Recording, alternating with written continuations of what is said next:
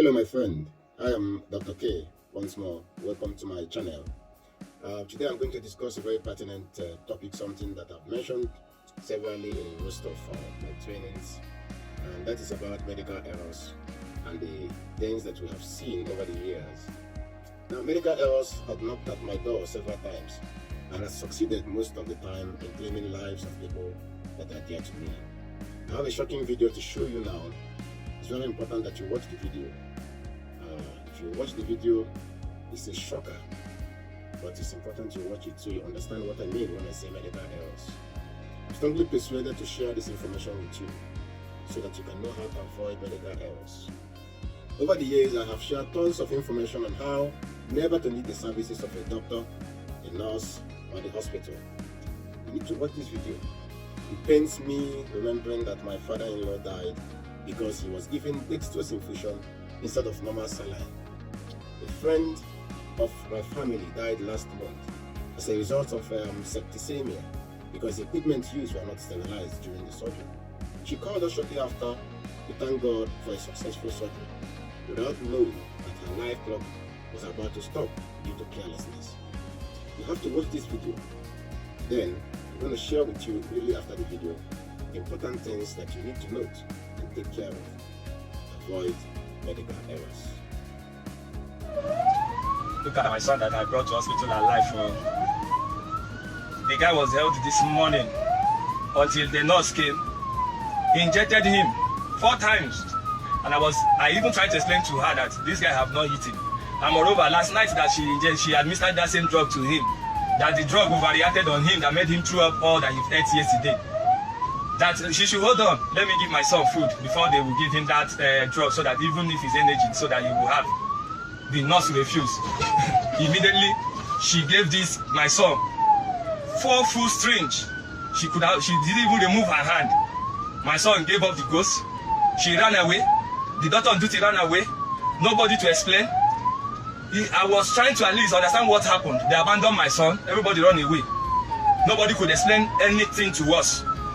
At the point, I went to police station. The police station here at Ogombo. This thing is happening at MCC, Ogombo Road, Lagos State. Before I could even get to the police station, they have already called the police, reported the matter to the police. The DPO have the information regarding to my son's death. Why me, as the father that was in the hospital, I don't have an information. I was still running around doctors. Who can explain to me what happened? This guy was active, nah. Just the injection, it's not as if they gave the injection and he stayed up to 5 minutes. The nurse had not even removed her hand from my son. And my son died. She just shouted, "Daddy, my heart," and that is it. Nobody. What they were telling me is autopsy. What happened here? What go wrong? Nobody could explain to me. I need help. Whoever that can help me, I need an explanation to what they did to my son.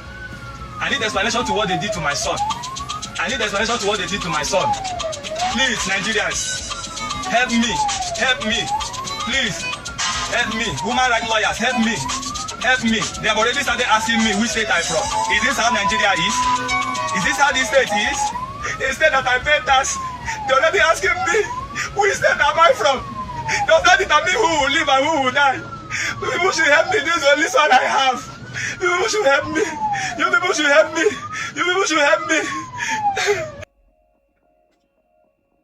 Yeah, one of the things that you need to take note of is what I call misdiagnosis. The most common type of medical error is an error in diagnosis.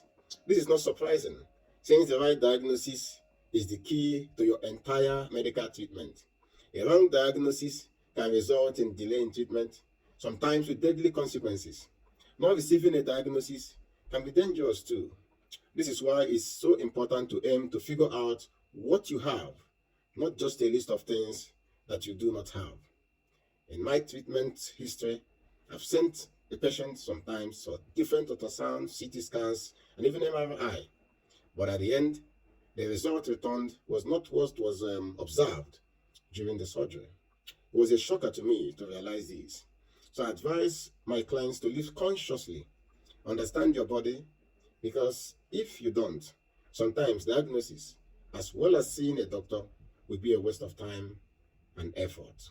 The second important thing when it comes to medical errors is unnecessary treatments.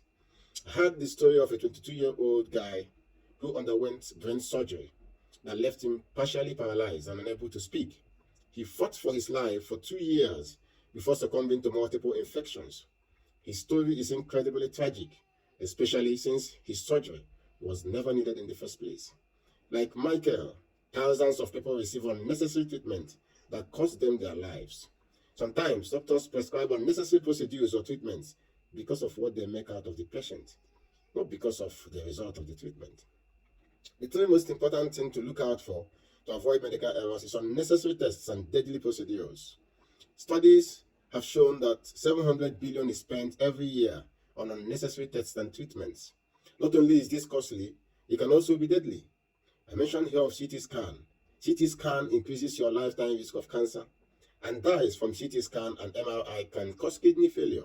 Even a simple blood draw can result in infection.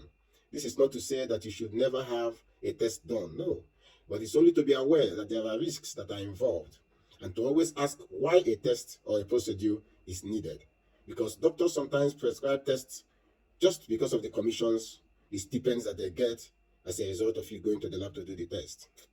The fourth thing I want to mention is medication mistakes. It's very important. That's why at Kakaraka we aim to help our patients go through what is called drugless cure. What can we do to help you to heal without taking drugs? That's our focus first. So you never live recklessly, hoping that a drug will restore the abuse that you are inflicting on yourself. When it comes to drug, over 60% of hospitalized patients miss their regular medication. While they're in the hospital, wrong medications are given to patients. And sometime in 2006, the Institute of Medicine reported an estimate of medical error hitting 1.5 million Americans every year. And they said it was as a cost of $3.5 billion. You can see how much is being spent on just people taking medications that are not necessary for the disease or for something that they have in their system. The fifth important thing is what I call never events. You know, virtually everyone has heard the story of operating on the wrong limb or the wrong patient. There are more terrible stories. Food that is meant to go into the stomach tubes, go into the chest tubes, resulting in severe infections. Air bubbles go into IV catheters, resulting in strokes. Sponges, wipes, and even scissors are left in people's bodies after surgery. These are all never events, meaning that they should never happen, but they do, and surprisingly often. And they always come with deadly consequences. Please, you must become the assertive patient. I always tell people, at any point in time, let the doctor or the nurse, let them see you as that patient that talks. Always ask questions. It is said that if you don't ask questions, you will become a question yourself. Don't stay mute when you are with medical men, because your life is at stake. And remember, it's your life we're talking about. Yes, it is. The sixth important thing to avoid medical errors is uncoordinated care. It's very rampant nowadays in our country. In our changing healthcare system, the idea of having your doctor is becoming a relic of the past. If you are going to the hospital, chances are that you won't be taken care of by your regular doctor, but by the doctor on call, yes. You probably see several specialists who scribble notes in charts but are rarely coordinated with each other. You may end up with two of the same tests or medications that interfere with each other. There could be lack of coordination between your doctor and the nurse, which can also result in confusion and medical error. That's why you must be the assertive patient. You must always talk and ask questions. The seventh important thing to avoid medical errors is infection from the hospital to you. Yes, this is very commonplace. According to the Centers for Disease Control, hospital-acquired infection affects 1.7 million people every year. And these include pneumonias, infections around the site of surgery.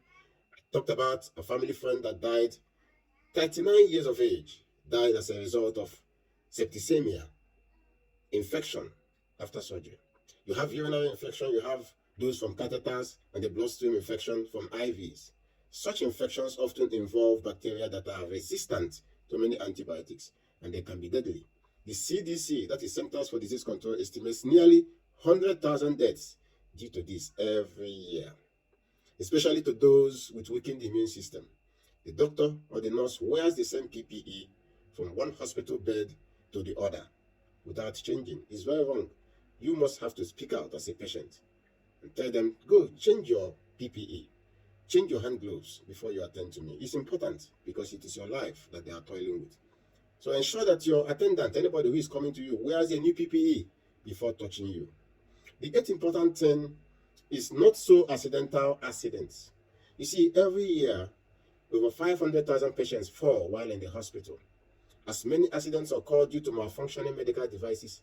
For instance, defibrillators may be shocking, or the hip implants may stop working, the pacemaker wires may break. There are supposed to be safeguards to prevent these problems from happening. But even if they happen, for 1 in 100 people, you don't want to be the person that experiences this accident. So that's why whenever any tool or equipment is being used on you, find out, is it properly used? If the ones that are supposed to be plugged, are they properly plugged? Like somebody might, dash into the clinic or anywhere, the hospital, to run a glucose test, and the glucose machine is not functioning properly. And you want to use